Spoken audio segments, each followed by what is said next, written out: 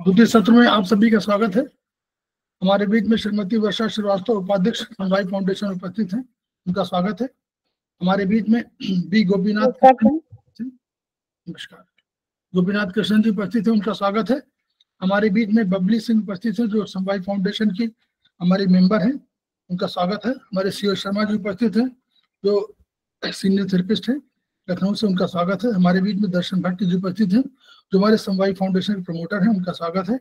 हमारे बीच में मुन्नी गुप्ता जी उपस्थित हैं, बहुत सीनियर थेरेपिस्ट हैं, उनका स्वागत है। नमस्कार जी। नमस्कार। हमारे बीच में नीलम गौड़ जी उपस्थित हैं, उनका स्वागत है।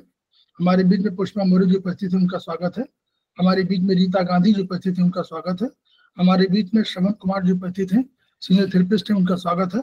हमारे बीच में सुधा पाठक जी उपस्थित हैं जो हमारे समवाय फाउंडेशन के प्रमोटर हैं, उनका स्वागत है। इसके अतिरिक्त अगर अन्य किसी ने ज्वाइन किया है तो उनका भी स्वागत है। हमारे बीच में रीना वर्मा जी उपस्थित हो गई हैं, वो भी बहुत सीनियर थेरेपिस्ट हैं, उनका स्वागत है। तो हम लोग अभी चर्चा कर रहे थे आयुर्वेद में और स्पेशली टाइम एक्यूपंक्चर पर, और ये टाइम एक्यूपंक्चर हमारे HB मतलब जो हमारा आयुर्वेदिक हैंडबुक है उसमें दिया हुआ है, लेकिन उसको अलग से कहीं चैप्टर के रूप में स्थान बहुत कम दिया गया, तो उसको थोड़ा सा हम लोगों ने बताने की कोशिश किया कि इसका अर्थ क्या है। अब हम लोग बात करेंगे चाइनीज पर, TCM पर, और हम लोग यौगिक पतंजलि यौगिक पर चर्चा कर रहे थे। पहले हम लोगों ने एक चैप्टर पढ़ाया हुआ है और आज हम लोग उसके आगे पढ़ने की कोशिश करेंगे। तो पतंजलि यौगिक का शेयर हो रहा ना? जी सर। हम लोगों ने इसको पढ़ा था। पतंजलि यौगिक में हम लोग थोड़ा सा लास्ट रह गए थे शायद।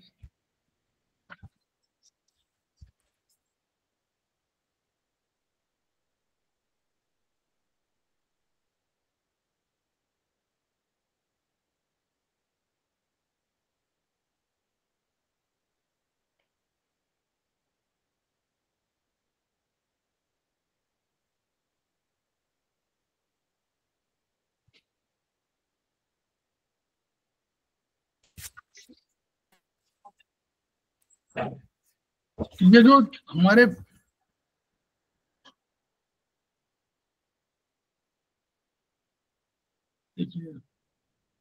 चाइनीज मेरिडियन और चक्र, यहाँ पर हम लोग थोड़ा सा जान लें उसके बाद। तो चक्र को हम लोगों ने कहा था कि जो चाइनीज मेरिडियन है वो कह रही है कि हमारा वर्टिकल, बस अंतर थोड़ा सा ये, वो कह रहे थे कि ये वर्टिकल है। चाइनीज मेरिडियन कह रहे थे वर्टिकल है, उसमें ऐसा नहीं है कि वर्टिकल ही सब रहे होंगे, उसमें भी कुछ एक आध बताया गया है जो हॉरिजॉन्टल मेरिडियन के रूप में है। लेकिन जहां पर वो एक मेरिडियन दूसरे मेरिडियन को मिलती है, जैसे दो मेरिडियन है, ये मिलेगी तो भी तो कोई हॉरिजॉन्टल मेरिडियन होगी, लेकिन वहां पर चाइनीज ने अधिकांशतः 12 मेरिडियंस और 2 कंट्रोलिंग मेरिडियंस के माध्यम से हम लोगों का कंसेप्ट मतलब रोगों के दूर करने का विचार प्रस्तुत किया। इसमें क्या है, वहां भी वो पराभौतिक है, हमारे चक्र भी पराभौतिक ही है, मेटाफिजिकल ये भी है, तो दोनों में इस बात में कोई अंतर नहीं है। लेकिन बस चक्रों में ये है कि चक्रों में जो ऊर्जा है वो थोड़ा सा मूवमेंट वाली ऊर्जा है, ठीक है, बस ये अंतर है।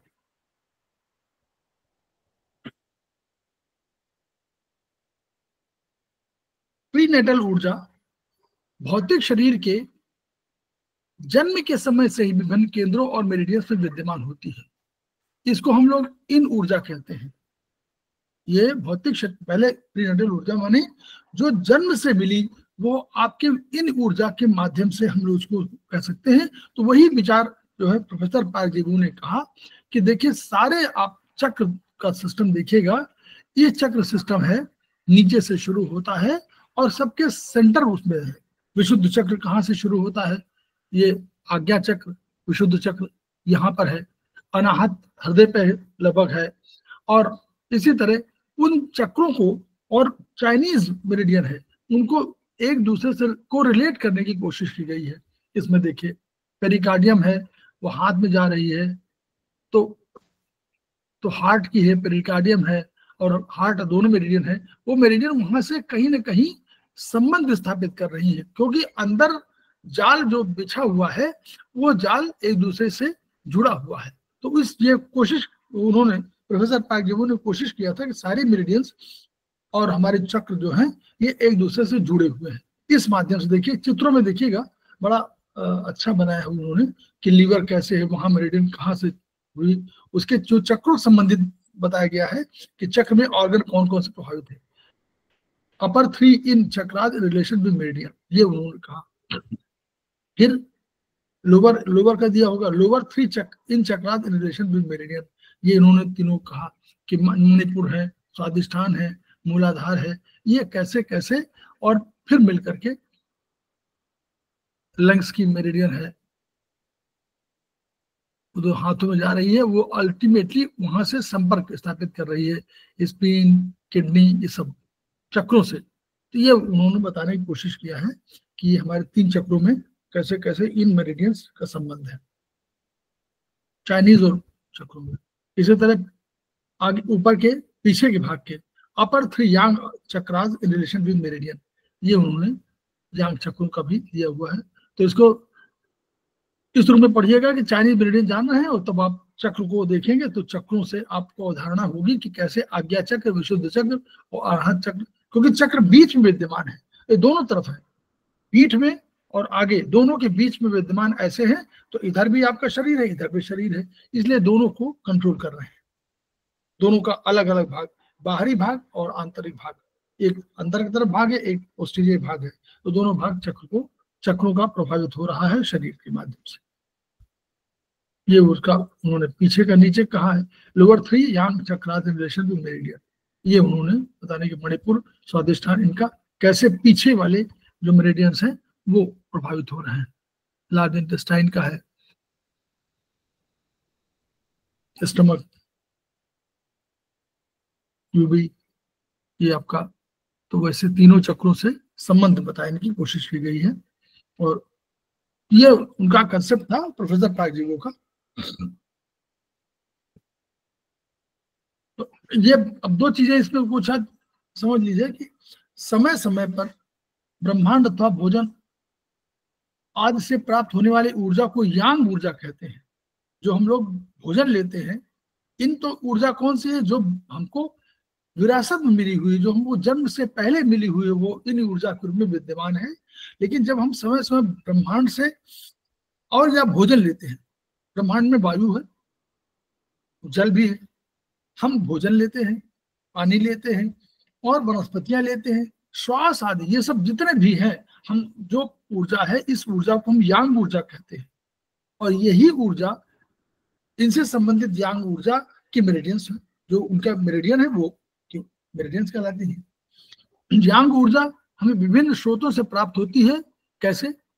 मौसम, वातावरण में परिवर्तन होने के साथ साथ मानव शरीर को भी निरंतर अंतराल प्रभावित करते हैं। ये हम, अगर बाहर टेम्परेचर बढ़ गया तो हमारा शरीर प्रभावित, बाहर बारिश हो गई तो हमारा शरीर प्रभावित, ह्यूमिडिटी बढ़ गई तो शरीर प्रभावित, अगर अचानक सूर्य ग्रहण हो गया तो प्रभावित हमारा शरीर, चंद्र ग्रहण हो गया तो प्रभावित, कोई उल्का, कोई तारा और करीब आ गया तो हमारा शरीर प्रभावित।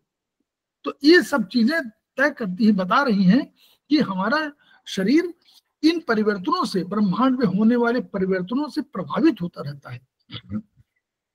तो उसी को उन्होंने कहा कि जो चाइनीज का कंसेप्ट था कि 2-2 घंटे का एक आती, तो एक यांग में और एक इन में 2-2 घंटे के लिए आई, तो पूरे एक उसमें 4-4 घंटे के लिए एक तत्व में, जिसको तत्व उन्होंने कहा था, एलिमेंट कहा था, वहां पर ऊर्जा आती है। तो इसको उन्होंने, प्रोफेसर पाकजीबो ने इसको स्टेम कह दिया। It is said to be stem, STEM, stem कह दिया। 4 घंटे का अंतराल स्टेम कहा। आगे इसको आगे चर्चा है, लेकिन वो 2-2 जैसे 2 घंटे इनमें आई, 2 घंटे यांग में आई, तो वो जो 4 घंटे का हुआ उसको स्टेम कहा उन्होंने, बस ये अंतर कर दिया।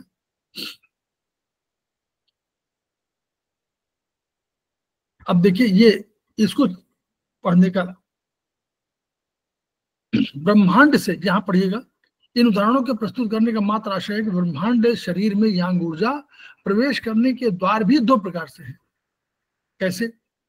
एक प्रत्येक ऋतु के लंबे दौरान, मतलब ऋतु वाले जो लंबाई है उसकी, ऋतु का काल दौरान बाह्य चक्रों के माध्यम से दूसरे दिन के अल्पकाल के अंतराल में ऊर्जा का प्रवेश मस्तिष्क के विभिन्न खंडों के द्वारा ऊर्जा का प्रवेश शरीर में होता है। थोड़ा सा सेंटेंस का वो है, इन दो मतलब दो तरीके से ऊर्जा ब्रह्मांड के द्वारा आई, कैसे आती है वो उसका बता रहे हैं कि जो ब्रह्मांड से जो ऊर्जा आई वो कैसे हमारे ऊपर, इसको भी अभी हम लोगों ने पढ़ा था कि चक्र सिस्टम में देखिएगा वो एनसीएच, उन्होंने कहा ये पढ़िएगा नंबर 1 बाह्य चक्र।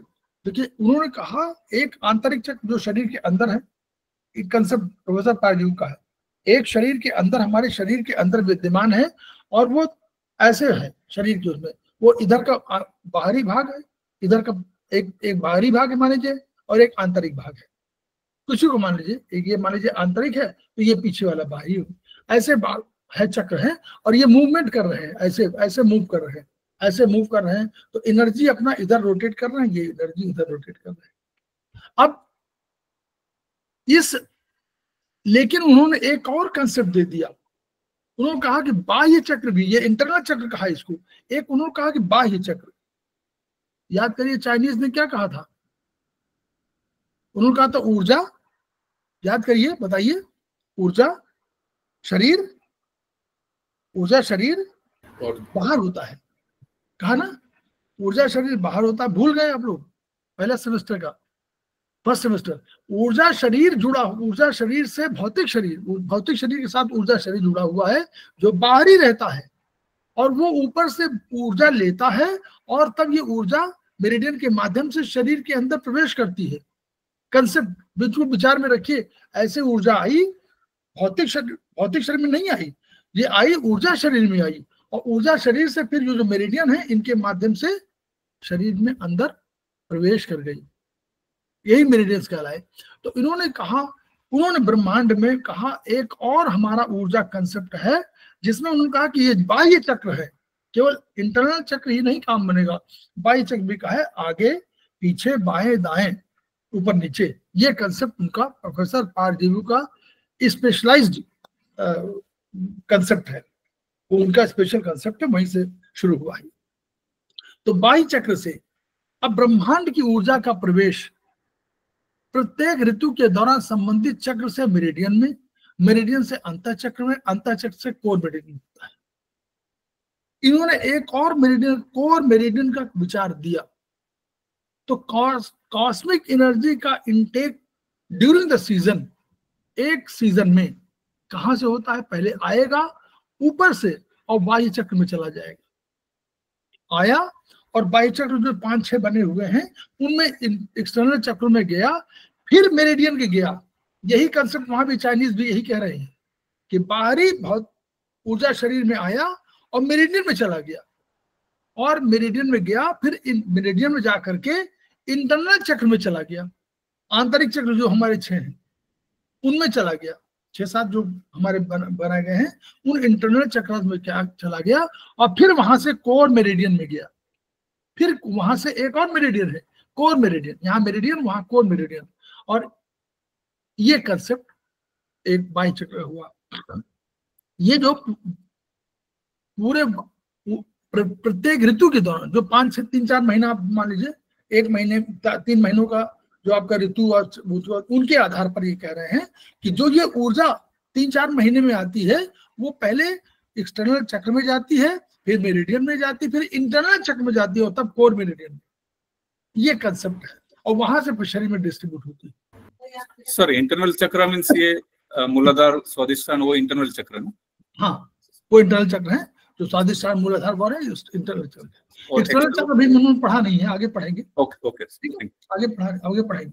तो एक्सटर्नल चक्र का बस ये समझ लीजिए, आइडिया समझ लीजिए कि कैसे आई, ये जो पाथवे कॉस्टिक एनर्जी आई, एक्सटर्नल चक्र में आई, फिर मेरिडियन में चली गई क्योंकि अंदर प्रवेश करना है, वहां इंटरनल चक्रों में चली गई और वहां से फिर कोर मेरिडियन में जाकर के डिस्ट्रीब्यूट हो गए पूरे शरीर में। ये उनका कंसेप्ट है 3 महीनों के अंदर। अब 4-4 घंटों में आ रही वो स्टेम जो है, जो 2 घंटे में एक लीवर में रही, 2 घंटे में गलब्लैडर में रही, तो 4 घंटे हो गए ना। तो 4 घंटे के जो अंतराल में आ रही कॉस्मिक स्टेम कहा उन्होंने, छोटी कॉस्मिक स्टेम कहा। ये मानव शरीर के कपाल स्थित मस्तिष्क के विभिन्न खंडों का प्रतिनिधित्व करने वाले नख चक्रों के माध्यम से कोर मेरिडियन में ऊर्जा का प्रवेश होता है। यहां से कहा ये बात, ठीक है। तो ये उन्होंने उसको कंसेप्ट कहा कि ये कोर मेरिडियन में नख चक्रों के माध्यम से कोर मेरिडियन में ऊर्जा का प्रवेश होता है। तो बस ये थोड़ा सा उन्होंने अंतर कह दिया, ये अंतर कर दिया कि भाई ये नख चक्र जो है 4 घंटे वाला जो हम मानते हैं, इसलिए उन्होंने कहा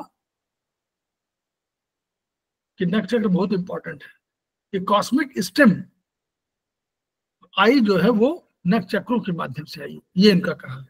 और नख चक्र जो है हमारे मस्तिष्क के विभिन्न खंडों का प्रतिनिधित्व करते हैं, ये बात कही प्रोफेसर पार्क जेबू ने।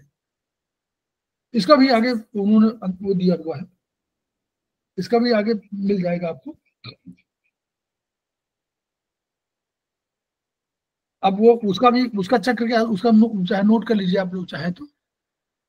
ये आता है कॉस्मिक स्टेम से आएगा आपके 24 वो कॉस्मिक स्टेम वही 4-4 घंटे का अंतराल जो हुआ, तो उसमें पहले आएगा नख चक्र में, फिर वहां चला जाएगा कोर मेरिडियन में, फिर कोर मेरिडियन से जाएगा अंतः चक्रों में, और फिर शरीर की परिधि में। ये उसके 4 मूवमेंट है। तो पहले कॉस्मिक स्टेम से आया नख चक्रों में, नख चक्रों से कोर मेरिडियन में चला गया, और कोर मेरिडियन से अंतः चक्रों में, अंतः चक्रों से फिर शरीर में पूरा फैल गया परिधि में। ये उसका कंसेप्ट है, आगे कहीं लिखा हुआ है, आगे आपको मिल जाएगा। अब यहां से एक और चीज समझ लीजिए, फिर हम लोग आगे बढ़ जाते हैं। हम लोगों ने क्या पढ़ा था, 3 बजे से लेकर 5 बजे किस में ऊर्जा आती है? लंग्स में, उसकी ड्राइनेस ऊर्जा है, ठीक है। 3 बजे से 5 बजे फेफड़े में ऊर्जा आई लंग्स में, फिर 5 से 7 बजे आई उसी के पेयर ऑर्गन में, बड़ी आंत में।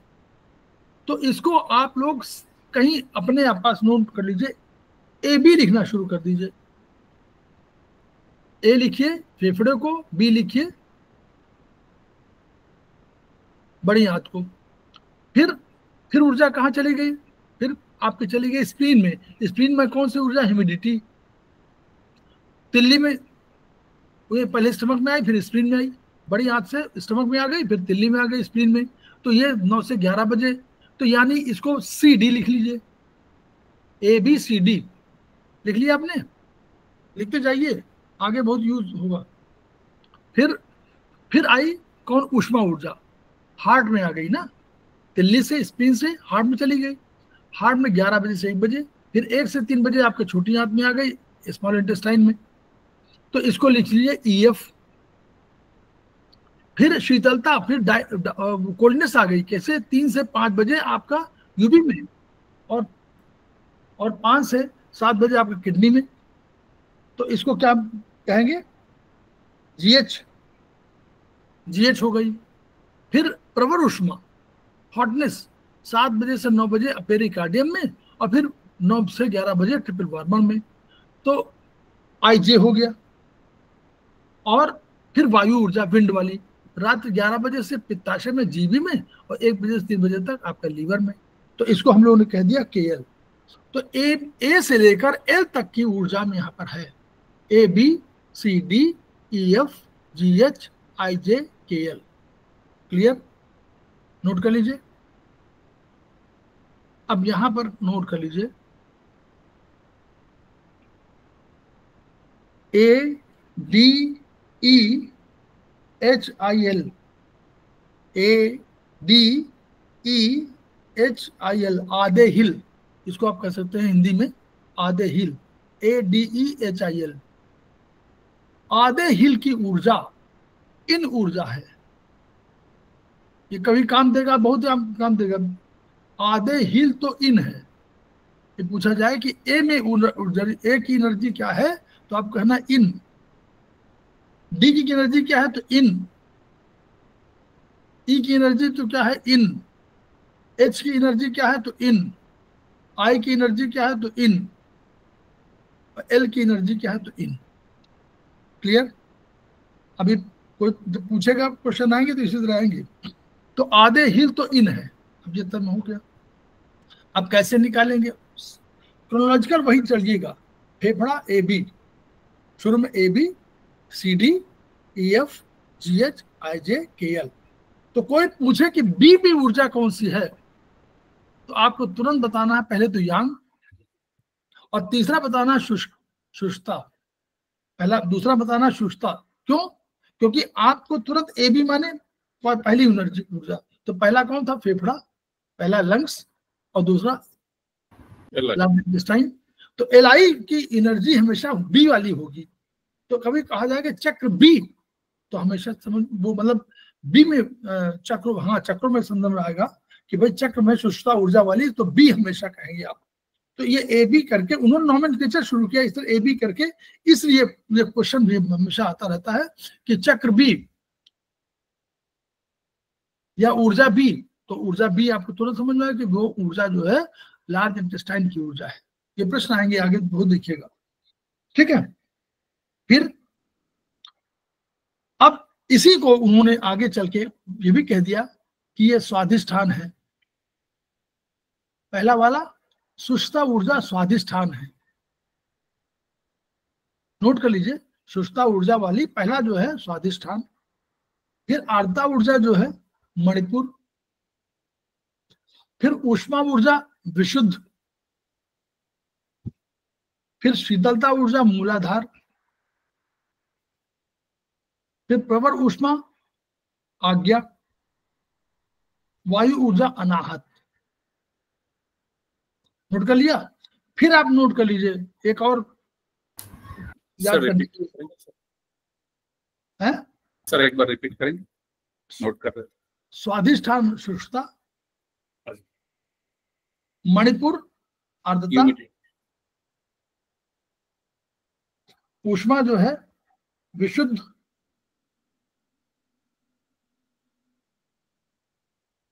फिर शीतलता मूलाधार, प्रवर ऊष्मा आज्ञा, चक्रों के बारे में कहा गया, और अनाहत वायु ऊर्जा अनाहत। तो अब एक दूसरा नोट कर लीजिए कहीं आप, स्व मणिपुर विश्वमूला है। स्व मणिपुर विश्वमूला है, आज्ञा तेरी अनाहत है। दो लाइन, स्व मणिपुर विश्वमूला है, आज्ञा तेरी अनाहत है। इसी ऑर्डर में एनर्जी सिस्टम है। स्वाधिष्ठान, स्वाधिष्ठान का स्व, मणिपुर का मणिपुर, विश्व माने विशुद्ध, मूला मूलाधार, आज्ञा अनाहत। तो इसी ऑर्डर में है। स्व मणिपुर विश्वमूला है, आज्ञा तेरी अनाहत। ये 6 चक्रों का, ये हमेशा आपको याद आएगा। तो पूछेगा शुष्कता क्या है, तुरंत बोले स्वाधिष्ठान, दूसरा आर्द्रता मणिपुर, तीसरा विशुद्ध, फिर मूलाधार, फिर आज्ञा और अनाहत। इस ऑर्डर में आपको याद करना है। याद करने की सिस्टम आपको बता दिया मैंने। तो ऐसे आपको हम लोगों को याद करना है।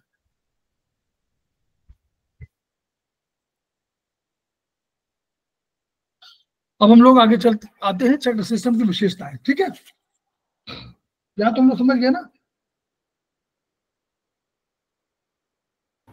अब तो वो वाली हो गई। मतलब अब हम लोग आ गए अगले उसमें, चक्र सिस्टम विशेषताएं।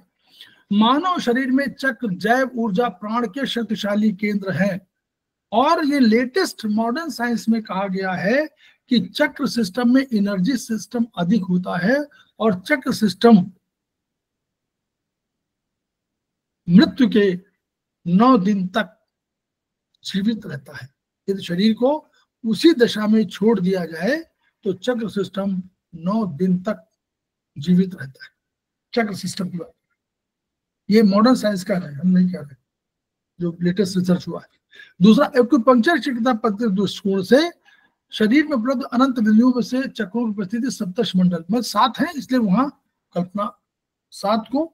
और ये सब वही कंसेप्ट है जो भारतीय दर्शन में है, वो सप्तऋषि सप्तर्षि मंडल सारे वही कंसेप्ट है। 7 चीजें बहुत है। त्रिसप्ताह याद करिए ना, ये त्रिसप्ताह पर्यंती विश्वारूपाणि बिभ्रतः, ये पहला श्लोक है। वाचस्पति बलाम तेषाम वाचस्पति बलाम तेषाम तन्नो अद्वो दधातु मोय, ये जो पहला है अथर्ववेद का वही है कंसेप्ट। तो सप्तर्षि मंडल की बात कौन से 7 हमारे हैं, तो 7 बहुत इंपॉर्टेंट हमारे माना गया है। ठीक, तो ये केंद्र शरीर में ऊर्जा पथ प्रवाह के मिलन बिंदुओं पर अवस्थित है।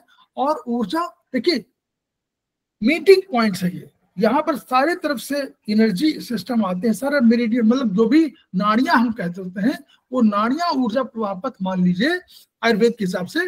और उन प्रवाह पथों पर जो मिलन बिंदु है उन पर चक्रों की स्थिति है, और ऐसे घूमते रहते हैं, रोटेट, हर तरफ से रोटेट करते हैं।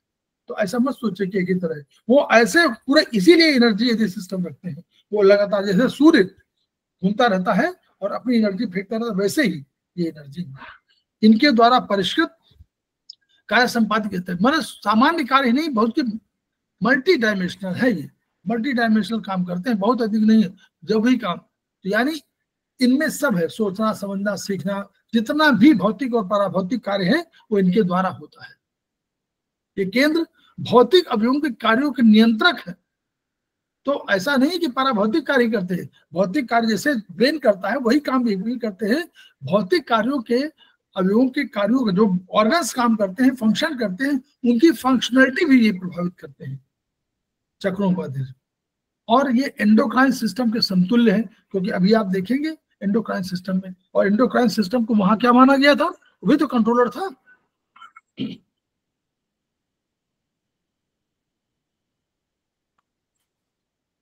शरीर क्रिया विज्ञान के अनुसार इन्होंने कहा muscular system, lymphatic system, blood circulation, सारे का नियंत्रक कौन है, नर्वस सिस्टम। वो और नर्वस सिस्टम और एंडोक्राइन सिस्टम दोनों कंट्रोल करते हैं। तो उसी तरह ये जो श्राव है, जो चक्र है, इसके बराबर वहीं पर उन्हीं जगहों पर स्थिति मानी है। ये मॉडर्न साइंस कह रही है बाद में, और आयुर्वेद या आयुर्वेदिक सिस्टम या हमारा जो दार्शनिक विचार था, ये पहले से इनकी बात कर रहा था, ये चक्र हमारे हैं। और इसको तो बाद में एंडोक्राइन सिस्टम कह दिया, तो बराबर वही हुआ। सिक्रेशन भी है, कंट्रोलर भी, सब कुछ है।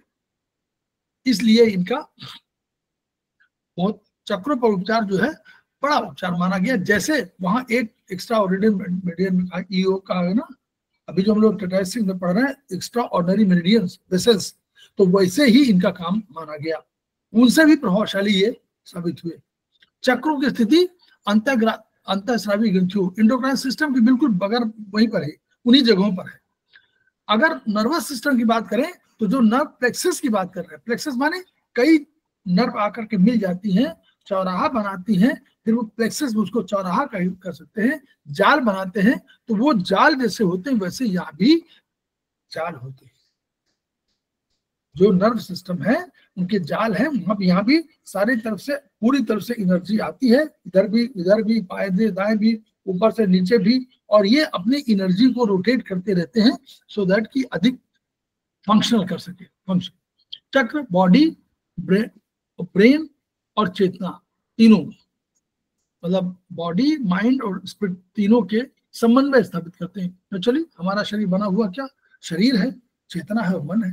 तो हम लोग तीनों में कहते हैं ना कि तीनों में संतुलन अगर नहीं हुआ, अगर मन ने आत्मा से, चेतना से, माइंड से, जिसको चेतना बोलते हैं, स्पिरिट हम ब्रेन वो कह सकते हैं, आत्मा कह सकते हैं, उस चेतना आत्मा से संपर्क नहीं किया तो भी संयोग नहीं होगा।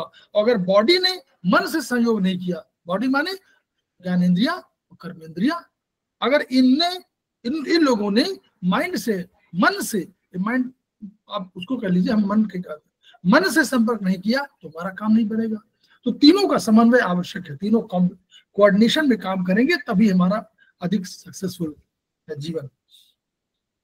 चक्रों के निर्बाध सीधा शरीर भर अगर लगातार लगातार फंक्शनल रहे, लगातार मूवमेंट में रहे, तो अगर मूवमेंट रुक गया तो शरीर अस्वस्थ हो गया है। मतलब मूवमेंट ही जीवन है, अगर आप, है ना, गति ही जीवन है। चक्रों के प्रवाह की रुकावट दूर करके उसकी क्रिया की प्रतिक्रिया द्वारा कर सकते हैं। मतलब अगर चक्रों में रुकावट आ रही है या उनकी गति कम हो रही है तो हम क्या कर सकते हैं, उन पे एक्शन करके और उनको स्पंदित कर सकते हैं और उनको फंक्शनलिटी दे सकते हैं। योग शास्त्र के अनुसार चक्रों की संख्या 88,000 है, जिनमें से 8 प्रमुख है और 40 सेकेंडरी है।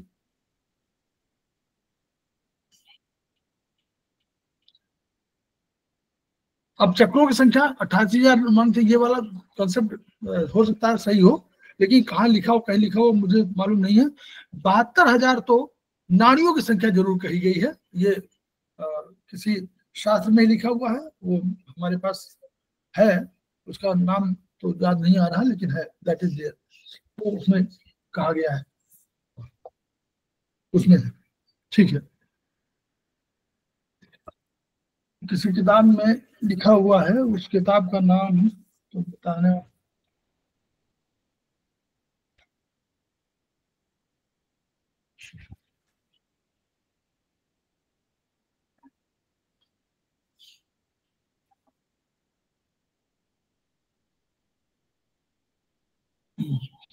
आठ प्रमुख शरीर है, 40 इनका आकार कमल पुष्प की तरह होता है। अब पंखुड़ियों को जो है, पंखुड़ियां जो है उनको नाड़ी और चैनल्स के रूप में हम लोग मानते हैं। क्यों? जो पुष्प, कमल पुष्प से तुलना की गई तो जो पंखुड़ियां हैं उनको नाड़ी और चैनल्स के रूप में जानते हैं, जिसमें जितनी अधिक नाड़ी वो उतना अधिक प्रभावशाली। ठीक है, बस ये है। तो जैसे मूलाधार में 4 है केवल और सहस्त्रार में 1,000 है, तो उससे कितना गुना है, बस ये अंतर मूलाधार से और आपका सहस्त्रार जो सबसे ब्रह्मांड से जो आपका संपर्क स्थापित कराता है वो सहस्त्रार चक्र है। प्रत्येक पुष्प चक्र के सबसे डीपेस्ट पॉइंट, तो अब ये क्या है, ये कंसेप्ट उनका आया कि डीपेस्ट जो पॉइंट जो है वो क्या कहता है, ये नीचे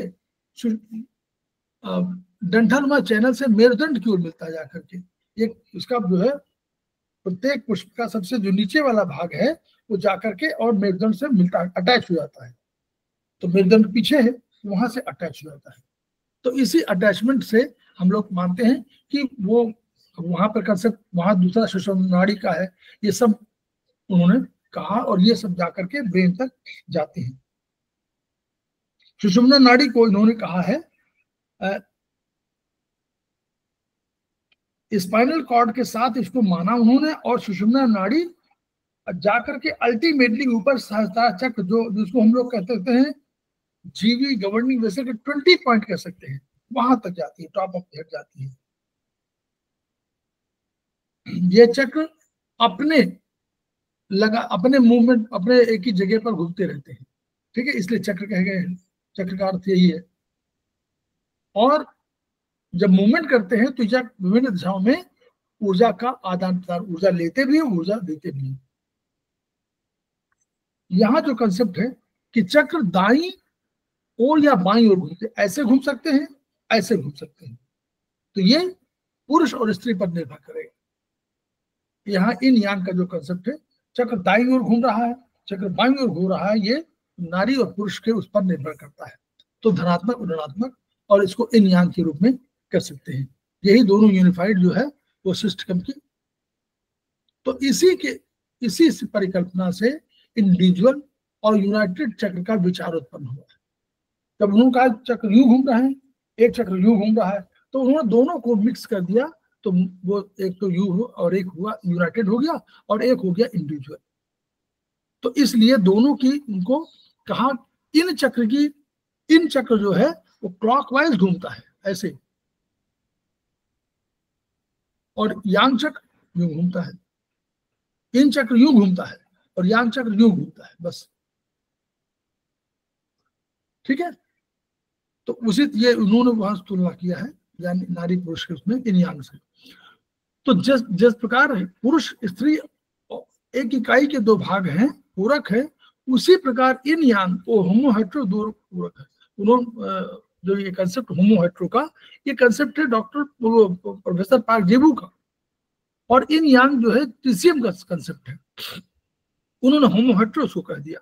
तो इन चक्रों का भी yin yang के रूप में वर्गीकरण करके हम लोग अब इन्हीं का भाई अगर होमो है कि हेट्रो है, इन है कि यांग है, क्या चक्र की दिशा परिवर्तित हो रही है, चक्र की दिशा मूवमेंट है, तो इन्हीं के आधार पर हम लोग ट्रीटमेंट का पैटर्न निर्धारित करते हैं ये चक्र के हिसाब से। फ्रीक्वेंसी कितना तेज घूमता है, कितना वाइब्रेशन करता है, इसी पर तो निर्भर करेगा उसकी गति, उसकी ताकत, उसकी शक्ति। अब मॉडर्न साइंस कहती है कि स्पंदन वेवलेंथ पर निर्भर करती है। जो आप कोई वेवलेंथ होती है तो वेवलेंथ पर निर्भर करती है कि कितनी आवृत्ति हो रही है। अगर बहुत तेज वेवलेंथ वो हो, बहुत तेजी से हो रही है तो कम हो रही, अगर बहुत कर रही है, तेज कर रही है तो उसमें एनर्जी अधिक है, और अगर एनर्जी यूं कर रही है धीरे धीरे तो एनर्जी कम है। जो इसका कंसेप्ट है, जितना वेवलेंथ कम उतना एनर्जी अधिक। चक्र का आधार, आकार एवं स्पंदन ही चक्र की ऊर्जा के परिमाण और गुणात्मक का स्तर करना, कितना ताकतवर है, कितना शक्तिशाली है चक्र, ये वो बताते हैं। शरीर में ऊर्जा ब्रह्मांड के सौरमंडल में, लोग ब्रह्मांड कहाँ प्राप्त करते हैं? सौरमंडल से। तो ऊर्जा में सीधे अथवा नाड़ियां के माध्यम से प्राप्त होती है। ये ऊर्जा कैसे मालूम होगी? या तो मूवमेंट से, तो या तो सीधे ब्रह्मांड से ले लिए या नाड़ियों के माध्यम से ले लिए। तो यही वाला हम लोगों का जो कंसेप्ट है प्रोफेसर पारजू का, कि ऐसे आएगी, बाहरी चक्रों में आएगी, फिर वो मेरिडियन में जाएगी, फिर अंतर चक्रों में जाएगी, फिर कोर मेरिडियन में जाएगी। ये कंसेप्ट जो है वहीं से डेवलप हुआ है। कुंडलनी हमारी जीरो, उसमें कोई रूट चक्र है जिसको, उसमें कुंडलनी में कोई डंठल वो नहीं होता जिसको कमल पुष्प, और सहस्त्रार चक्र में पेटल होते हैं 1000। कमल पुष्प मतलब पेटल नहीं होता है, उसमें 0 होता है, उसमें सहस्त्रार चक्र में, और मूलाधार में 4 होते हैं, और सहस्त्रार चक्र में 1000 होते हैं। तो ये कुंडलनी के, अब कुंडलनी का ये जो कंसेप्ट है,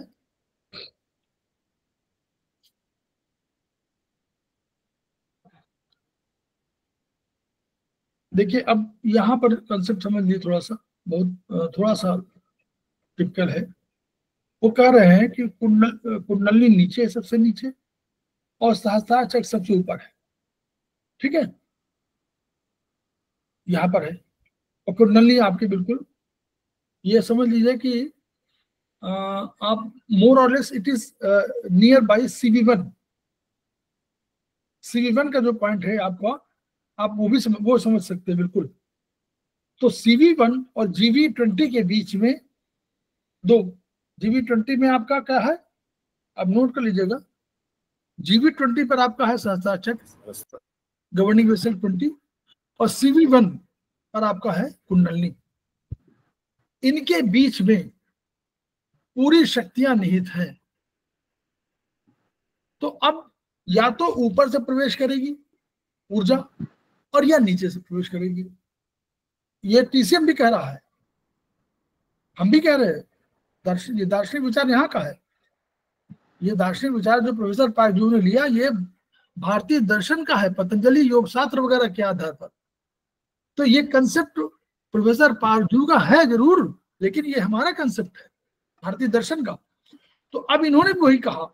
TCM क्या कह रहा था, चाइनीज भी कह रहा है कि CV1 से नीचे से क्या आता है, किडनी वाले में कहा था, नीचे से इन ऊर्जा, और यांग ऊर्जा ऊपर से आ रही है। ये भी हम भी यही कह रहे हैं कि सहस्त्रार चक्र में आएगी या कुंडली से आएगी। कुंडली शक्ति सुषुम्ना नाड़ी के मूल भाग पर अवस्थित है। अब ये जो नाड़ियों का, अब आप नाड़ियों पे न जाने को भी, कुंडली शक्ति जो सुषुम्ना नाड़ी जिसको बोल रहे हैं, वो कहते हैं कि बीच में बिल्कुल नाड़ी है, मतलब जो हमारा स्पाइनल कॉर्ड है उसके बीच में सुषुम्ना नाड़ी है, वहां जा रही है। तो कहते हैं कुंडली शक्ति नीचे मूल भाग पर, नीचे बिल्कुल सबसे लास्ट में है, अवस्थित है। और फिर सर्प, चूंकि आकृति में सर्पाकार है, इसे कुंडली कहते हैं। इसी को जगाने के बाद ही आप देखिए, ये जब जगेगी, अगर शक्ति इस रूप में है कि अगर ब्रह्मांड से या आपको प्रारब्ध से माता पिता के माध्यम से कहीं ऊर्जा आई और वो आपका CV1 में आ गई, या वो GV4 के आसपास, अल्टीमेटली ऊपर GV4 है, वहां पर माना गया है। अल्टीमेटली नीचे से ऊपर ऊर्जा आई तो शरीर का भाग जो है वहां पर CV1 मान लीजिए, वहां से ऊर्जा ने अगर प्रवेश किया तो जब तक यह स्पंदन नहीं होगा तब तक मूवमेंट नहीं होगा, और मूवमेंट नहीं होगा तो आपका जीवन नहीं परिचालित होगा। यही कंसेप्ट उनका है कि शिशु जन्म के बाद कुछ धीरे धीरे उनमें क्रियाओं का बोध होता है। जन्म हो गया, ऊर्जा उसके पास है, उन ऊर्जा के बाद जब मूवमेंट शुरू हुआ तब उसके बाद जीवन में धीरे धीरे उनको पहचानने लगा, समझने लगा, और ये ऊर्जा आपकी जागृत होने लगी। फिर नहीं अगर मान लीजिए जगी या नहीं कम जगी तो कुछ लोगों में, कुछ बच्चों में ये कमी आने लगी किसी चीज की। तो इसी को जगाने की बात, अब ये चेतना शक्ति के का मूल बिंदु है। ये जब तक नहीं जगेगी तब तक आप ऊपर की ओर नहीं गतिशील होते। फिलोसफिकल कंसेप्ट है इसलिए समझा रहा हूं, कोई ऐसा मत सोचिए कि हमको बहुत आता है। फिलोसफिकल कंसेप्ट है, उसको फिलॉसफी समझिए। जब तक ये शक्ति नहीं जगी तब तक सारे मूवमेंट बाधित होंगे। ये जैसे जैसे जगने लगेगी वैसे वैसे आपके ऊपर के सब जो चक्र है वो आपको डेवलप होने लगेंगे, और धीरे धीरे आपको बहुत अनेक क्रियाओं का जन्म होने लगेगा। नहीं अगर कोई परेशानी हुई, कोई बाधित हुई, कोई मूवमेंट कम हुआ, कम ज्यादा हुआ, तो आपको कोई ना कोई किसी न किसी बीमारी, बैलेंस हम लोग कहते हैं ना, और वो चाइनीज कहते हैं बैलेंस, बैलेंस का सिस्टम नहीं हुआ। अगर बैलेंस नहीं हुआ यानी कुछ ऊर्जा कमी रह गई तो उसी वजह से कोई प्रॉब्लम आ जाएगी, रोग हो जाएगा। इसी ऊर्जा को जगाने की बात हम लोग बाद में करते हैं और कहते हैं कुंडलिनी को जागृत करिए, ताकि कुंडलिनी के माध्यम से ऊर्जा ऊपर जाए, और अंत में, क्योंकि लैडर मतलब सीढ़ी का सबसे निचला पायदान है, इस पायदान को बिल्कुल बढ़िया से बनाए हुए अगला पायदान चढ़ नहीं सकते और फिर सहस्त्रार चक्र प्राप्त नहीं कर सकते। तो इसीलिए कुंडलिनी को जगाने की बात बार बार की जाती है, चाहे वो भारतीय दर्शन हो, चाहे कोई भी हो, और चाहे वो हमारा आध्यात्मिक क्षेत्र हो, और चाहे हमारा पराभौतिक क्षेत्र हो, सब में इसी चेतना को जागृत करने की बात होती है।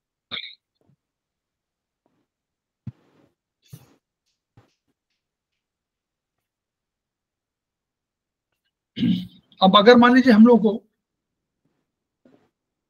प्रॉब्लम हो गई इसी कुंडलिनी में या इन जितने हमारे चक्र हैं, तो हम इन्हीं को स्टिमुलेट करके, इन्हीं पर अपना एनर्जी दे करके, इनको, जैसे कोई मशीन बिगड़ गई हो तो हम लोग क्या करते हैं, उसको ठीक करने के लिए कुछ एनर्जी देते हैं, वैसे एनर्जी देकर को ठीक करते हैं। अब चेतना के विभिन्न स्तरों के लिए उन्होंने कहा है कि भौतिक अंगों का विकास जो होता है वो भौतिक शरीर करता है, उसके भौतिक शरीर जो है वो करता है, ठीक है। फिर मनोभाव का विकास कौन करता है, भाव शरीर, मतलब शरीर के कई रूप कहे गए हैं, तो भौतिक शरीर भौतिक अंगों का विकास करेगा। भाव शरीर इसी में लिखा हुआ है, भाव शरीर मनोभाव का विकास करेगा। सूक्ष्म शरीर जो हमारे बौद्धिक चेतना है उसका विकास करेगा। और पराभौतिक शरीर क्या है, जब पराभौतिक शरीर डेवलप हो जाएगा तो क्या करेगा, सब में सब भाव देखेगा। श्री राम मैं सब जग जानी, अकरम प्रणाम जोर जुग पानी। तब सीताराम को सब में दर्शन करने लगेगा, समभाव समदर्शी हो जाएगा। ये उसका कंसेप्ट है ये चक्रों का। अब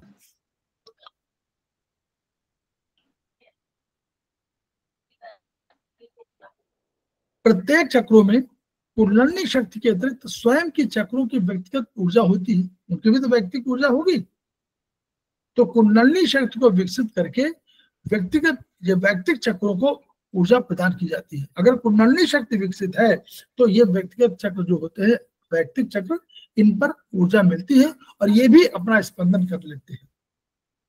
तो इस तरह पूरा जो शरीर हमारा परिवार की तरह मान लीजिए है, तो उसमें सब में ऊर्जा। अगर मान लीजिए कहीं आप, अगर मूल आपका मदर मान लीजिए या फादर मान लीजिए, अगर मूल आपका वो है और वही ऊर्जा दे रहा है, तो उसमें अगर ऊर्जावान हो गए तो हम लोग क्या करेंगे, हम लोग सारे ऊर्जावान हो जाएंगे, पूरा घर परिवार ऊर्जावान हो जाएगा। अब महत्वपूर्ण चक्र क्राउन चक्र, सहस्त्रार चक्र को क्राउन चक्र कहा गया है, स्पाइन के शीर्ष पर अवस्थित है। ब्रह्मांड से विशुद्ध ऊर्जा लेकर शरीर के विभिन्न चक्रों में आए अवरोध को दूर करने में सक्षम होता है सहस्त्रार चक्र। इसलिए वहां पर GV20 बहुत बढ़िया पॉइंट कहा गया है। चक्र वायुमंडल से सम संख्या संगत होने पर स्पंदन प्राप्त करते हैं और एंटीना की भांति कार्य करके वातावरण प्रगत ब्रह्मांड जोड़ते हैं। अब यहां पर कंसेप्ट वो है कि यदि मान लीजिए ये चेतना जो आपके शरीर की चेतना है और सहस्त्रार चक्र में है स्थित है और वहां आपने डेवलप कर लिया, तो वो क्या करते हैं, जो ब्रह्मांड, देखिए एनर्जी का एक सिद्धांत है, अगर एनर्जी सम अवस्था में हुई, यानी अगर आपने हम एंटीना लगाते हैं हम लोग, तो अगर एंटीना की जो एंटीना वाइब्रेशन दे रहा है, तो जो ब्रह्मांड की जो ऊर्जा है या कभी किसी दूसरे टावर की ऊर्जा है, वो ऊर्जा उसको कैच करने में सफल होगा एक पर्टिकुलर वेवलेंथ में। अगर सफल है तब तो पकड़ेगा, नहीं तो नहीं पकड़ पाएगा। टाटा टावर है तो अपना लगाएगा, टाटा का अपना एंटीना होगा, कोई दूसरी कंपनी अपने एंटीना लगाएगी, तो उससे क्या होगा कि यानी सबकी एंटीना ब्रह्मांड से अलग अलग होगी, अलग अलग तरीके की होगी, उसमें ऊर्जा अलग अलग तरह की होगी, उसमें वेवलेंथ अलग अलग तरह की होगी, वो पकड़ने की क्षमता अलग होगी। ऐसे ही हमारा, अगर हम ब्रह्मांड के साथ तादात्म्य स्थापित करना चाहते हैं, तो जो ब्रह्मांड की ऊर्जा है उससे हमको साथ में भाव रखना पड़ेगा और हमको उसमें कोऑर्डिनेशन करना पड़ेगा। अगर कोऑर्डिनेटेड हो गए तो हम बाहरी ब्रह्मांड से संपर्क स्थापित कर सकते हैं, अदरवाइज नहीं कर पाएंगे। सब नहीं कर पाते, कुछ कर लेते हैं।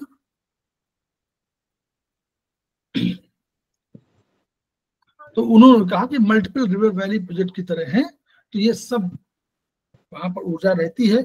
जब आवश्यकता होता है तो पूरे शरीर में सिंचाई करती है, शरीर को स्वस्थ करती है, पुष्ट करती है, विकसित करती है, यही ऐसे ही ये काम करती है। आज अधिक हो गया क्या? एक चैप्टर ऐसे और रह गया है,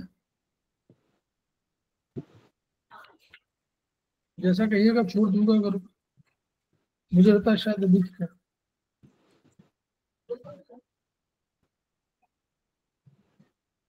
सर ये सब्जेक्ट थोड़ा धीरे से चलना अच्छा है, हाँ? सिलेबस ज्यादा नहीं हो पर जितना हो बढ़िया हो, जैसे चलता जा रहा है, रश करने की जरूरत नहीं मुझे लगता है।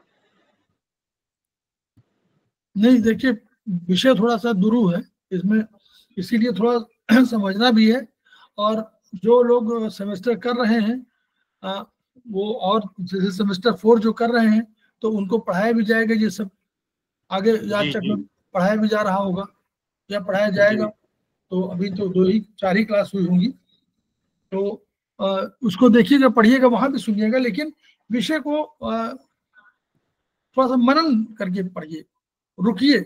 ऐसा मत सोचिए कि वो ऐसा नॉवेल की तरह नहीं है, ये विचार, खुद विचार करने का है। हम भी तो विचार करते हैं, कुछ ऐसा नहीं जो लिखा हुआ है उसके ऊपर विचार करिए कि हाँ ये शक्ति है, और कुछ शक्ति जो जागृत होती है, क्योंकि क्या कारण है कि किसी की ऊर्जा विकसित होती, किसी की नहीं होती, तो कुछ तो अंतर है। लेकिन वही है जो कहा कैसे भी गया हो, हमको समझना है कि हम इनके माध्यम से कैसे उपचार अल्टीमेटली कर सकते हैं। पहले हम लोग उसके कंसेप्ट को समझ जाएं और उसके आधार पर हम लोग कुछ अपना जो ट्रीटमेंट है उसको हम लोग करते जाएं। अभी हम लोग प्रोफेसर पार्क जीवू के बहुत से आइडियाज को या बहुत से चीजों को या बहुत से ट्रीटमेंट को नहीं करते हैं, लेकिन कुछ ट्रीटमेंट हमको करना चाहिए। जैसे इसमें भी काल का, इसमें भी है, आगे पढ़िएगा, इसमें काल का इसमें भी ट्रीटमेंट है कि गर्मी होगी तो ये चक्र, सर्दी होगी तो ये चक्र, विंड ऊर्जा होगी तो ये चक्र, ये आप करना शुरू करिए और उसमें सब पेजेस में आगे मिलेंगे आपको इसी किताब में कि गर्मी होगी तो यहाँ चक्र लगा दीजिए, इन चक्रों में लगा, वही जीरो वाला जो काल का चक्र है वही काल चक्र में यहाँ भी आपको ट्रीटमेंट है, तो वो जरूर करना चाहिए। प्लस इन्फेक्शन के बहुत इसमें भी प्रोटोकॉल्स हैं, तीनों मूल आधार में आपको एनर्जी विकसित करना है, इम्यून सिस्टम करना है, तो इसमें वही है। फिर हम लोग यूज सबसे अधिक वही 2-3 सीरियल 1-4 टोन करते हैं, है कंसेप्ट यही, या इसमें चक्र लगाते हैं ना, तो इन चक्रों में तो धीरे धीरे अवधारणा होगी। अच्छा, और सबसे बड़ी बात यह है कि इस किताब पे लिखने के बाद आप अभी पढ़िएगा, जो लोग सेमेस्टर 4 में होंगे बताएंगे, इन चीजों पर बहुत अधिक विचार, मतलब जल्दी कुछ चैप्टर जल्दी क्लियर किए जाएंगे इन पर, क्योंकि ये दार्शनिक विचार है तो इस पर कम ध्यान दिया जाता है, और इसके अगेंस्ट में किताब हमारी ट्रीटाइज 6 है, उस पर अधिक ध्यान दिया जाएगा। ऐसा सेमेस्टर 4 वाले अनुभव करेंगे, इस किताब पर ध्यान कम दिया जाएगा। तो थोड़ा सा पढ़िए इसको, अपने आप से पढ़ने की आवश्यकता है, चिंता मत करिए, धीरे धीरे सब क्लियर हो जाएगा। और हमको यूज करना है, हमको इनका अपने चिकित्सा में यूज करना है, थोड़ा बहुत समझ लेना है, ऐसा नहीं कि हमको जानकारी न हो।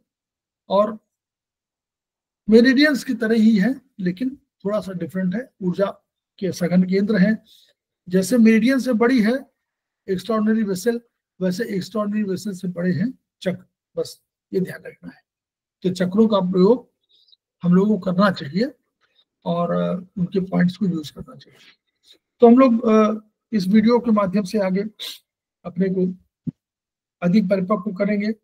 हम लोग 3 चैप्टर तक आ गए हैं, हम लोग आगे पढ़ेंगे 4 चैप्टर, और 4 के बाद बहुत चैप्टर इसमें बहुत हैं, तो हम लोग ट्रीटाइज 4 पर ध्यान देंगे पूरी तरह से, अरे मतलब वो सेमेस्टर 4 पर, और इस पर योगिक दर्शन पर। मोर और लेस हमारा ट्रीटाइज 6 तो खत्म ही हो रहा है। ट्रीटाइज 6 में फिर बाकी है 2-4, वो जीवी मेरिडियन आज होना था, लेकिन गवर्निंग वेसल के 2 मेरिडियन पर बात होगी, कंसेप्शन वाला हो गया है, जीवी मेरिडियन पर हम लोग बात करेंगे। निरंजन सर उसको क्लास लेंगे, जब भी लेंगे तो उन्हीं को क्लास देंगे, तो थोड़ा सा आप लोग समझिएगा बढ़िया से, और पढ़िए और धैर्य से पढ़िए, जितना समय हो तो पढ़िए। ऐसा नहीं है कि आवश्यक नहीं है कि आप 8 घंटे पढ़ें, 4 घंटे पढ़ें, लेकिन जितना भी पढ़ें धैर्य से पढ़ें, शांतिपूर्वक पढ़ें, ज्ञान आएगा। अपने देवता का, अपने आराध्य का को स्मरण करिए, उनको बुलाइए, और वो सभी मेधा जन्म, जब आपकी मेधा बुद्धि डेवलप हो रही हो, जब बुद्धि को आप विकसित करना हो, जब बुद्धि को आपको परिमार्जित परिष्कृत करना हो, तो उनको बुलाइए कि हमारी मेधा को शक्ति दें, बल दें, और वो बल आपको मिले भौतिक पराभौतिक दोनों रूपों में। भौतिक में आप, हमारे पास कई पॉइंट है, H7 टोन करने का पॉइंट भी है, UV15 भी हम लोग टोन कर सकते हैं। हम लोग एक और पॉइंट बोलते हैं GV23, उसको भी हम लोग टोन करते हैं। तो ये सब भी करिए, लेकिन ध्यान रखिए कि हमारा मूल आधार जो है बड़ा शुद्ध रूप से होना चाहिए, कि हमारा कंसेप्ट ये है कि हमको जन कल्याण की मेन भावना रखनी है, दूसरी भावनाएं उसके साथ एक्सेसरी के रूप में है, मूल वही है। और खेमका सर के आदर्शों को पूरा करना है, उनके सपनों को पूरा करना है। सपने क्या है? Each one reach one, each one treat one, each one teach one. इन्हीं शब्दों के साथ हम लोग फिर कल मिलेंगे। तब तक नमस्कार, प्रणाम।